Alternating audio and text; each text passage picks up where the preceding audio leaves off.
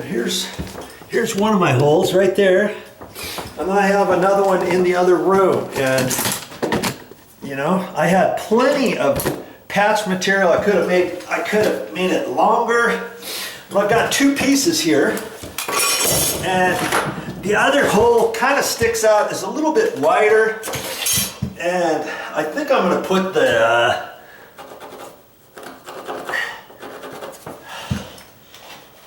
long one in there, because that'll cover. See, look at that. It'll cover. I'm just marking it to see how far I want to start the screws. Okay. Boy, that goes way back in there. Jeez. Okay. I was gonna put two screws, but I think I only have enough room for one, but that's okay.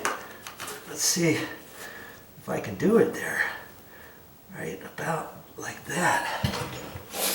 It's just barely coming over.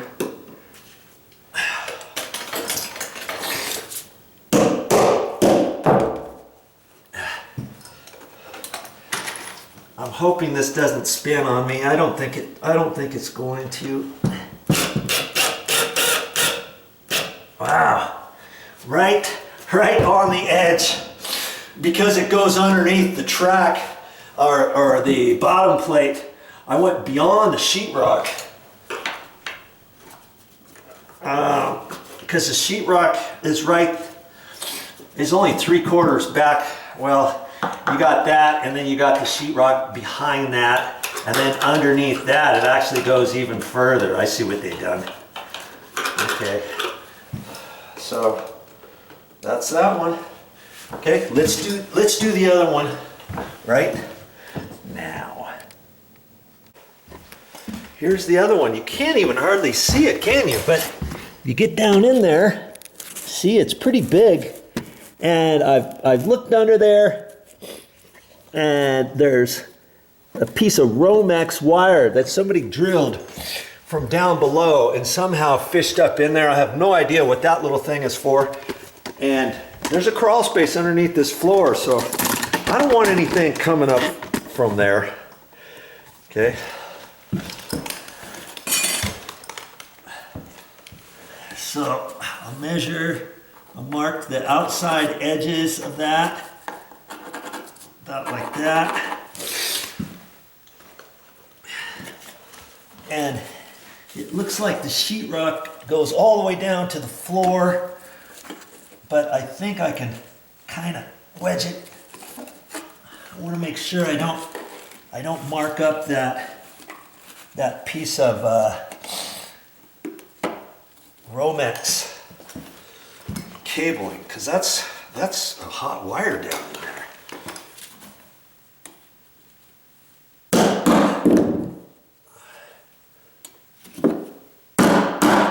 I just leave that there so it doesn't want to spin on me.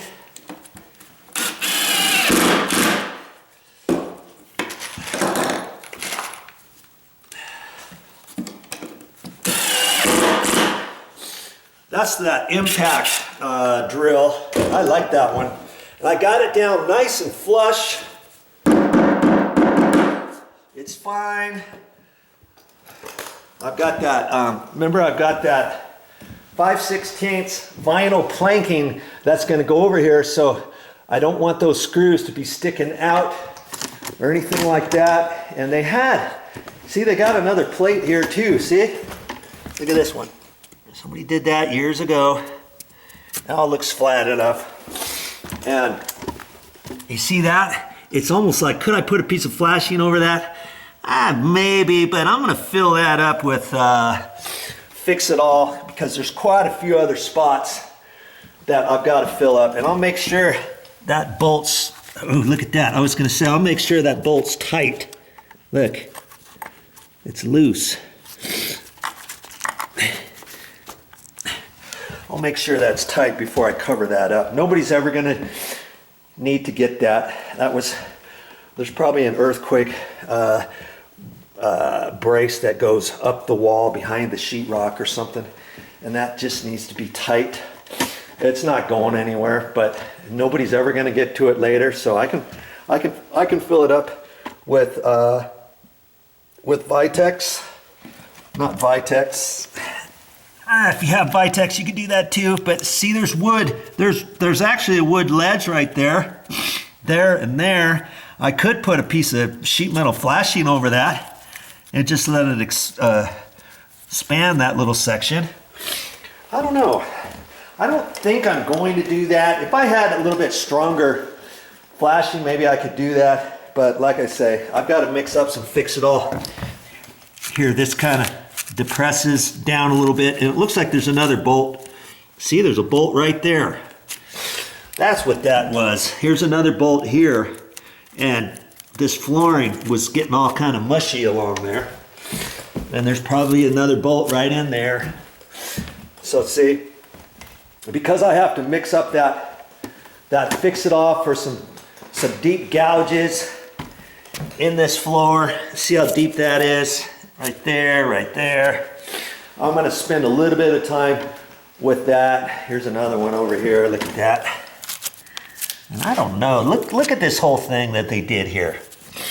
Look at that big, huge gap. I don't know why they did that. They notched this piece of plywood, and the plywood goes back in there. And then there's that big gap. And there's a crawl space underneath there, and that's kind of allowing some moisture to get up through in there. Now, should I put a piece of flashing there? I wasn't really planning on it. And see, that wood there, I would have to kind of funky it in there. And then I've got no way to screw it in there. I don't know. This goes all the way down. Look at that. This, from there to there, goes all the way down. Oh, I'm getting fresh air blowing in my face. And I might have to, I don't know, I might have to look at that and make some sort of educated decision as to what to do there. I've got my metal track. I could cut strips of it, and then I could shove the one edge underneath the baseboard and screw the other edge right in there. I could do that. I'll look at that and let you know what I do. Well, corporate decision, I'm going to cut that track and use it as my flashing here. And see that wood there? There was a little lip right in there, and it was another piece of wood. And I just chiseled that out of there. You know what I used? My crummy standby putty knife, my stiff putty knife that I use as a pry bar, and a crappy chisel and all that kind of stuff. See how the edges have already worn out? I was going to throw that away years ago, and I thought, nothing doing. I'm going to save this. I might use it. I use it for just like this, for a little chisel and for prying on, wedging on, and all that kind of good stuff. I think there was still one little spot here. I'm going to cut those strips, probably an inch, maybe a little more. I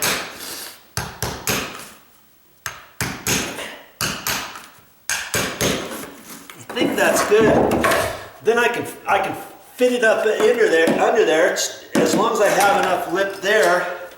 Let's see how long that is. I'm just going to hold my finger on there and measure that. Oh, about 1.5 inches. Ooh. And that track. Ooh, I don't know if that track's going to be long enough. Hey, if it's not, I'll see what to do. I'll go bring it down here and see if I can't get this figured out.